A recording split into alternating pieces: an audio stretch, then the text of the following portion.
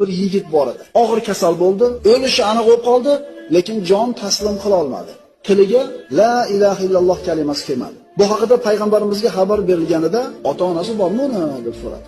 Qari bir onasi bor deyishdi. Chaqirib kelinglar. Onasi payg'ambarimiz oldiga keldi. Payg'ambarimiz bu ayoldan bolasi haqida so'radi. "Ya Rasululloh, men noroziman undan." U o'zini ayolini mendan afzal ko'radi. Meni qo'yib unga yaxshilik qiladi dedi. Payg'ambarimiz sollallohu alayhi vasallam onasining g'azabi, onasining noroziligi uni shahodat kalimasini aytishdan to'sib qo'ydi dedi. So'ngra payg'ambarimiz: "Ey Bilol, o'tin to'plang, kuydirib yuboramiz." Shunda bu yerda turgan ona: "Ya Rasululloh, bolamni ko'z oldimda kuydirib yuborasizmi?" dedi. "Bunga qanday qilib sabr qilaman?" Payg'ambarimiz: "Vallohi siz norozi ekansiz, uni o'qigan namozi, sadaqasidan unga foyda yo'q dedi. Rozi bo'ling, bo'lmasam bolangiz foydalana olmaydi bu amallaridan." Shunda ona qo'lini ko'tarib, "Allohni, sizni va shu yerda turganlarni guvoh qilib aytaman, men undan roziman."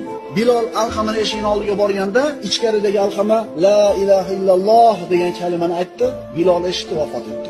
So'ngra payg'ambarimiz sollallohu alayhi vasallamga kelib xabarni berdi. Alqama vafot etdi. Yuvishdi, kafanlashdi. Payg'ambarimiz janozasini o'qidi. So'ngra uni qabrini bir chetida turib aytdiki: "Ey muhojir va ansorlar, kim onasidan ayolini afzal ko'rsa, bas unga Allohning la'nati bo'lsin. Kim ayolini onasidan ustun ko'rsa, bas unga Allohning la'nati bo'lsin" dedi payg'ambarimiz sollallohu alayhi vasallam.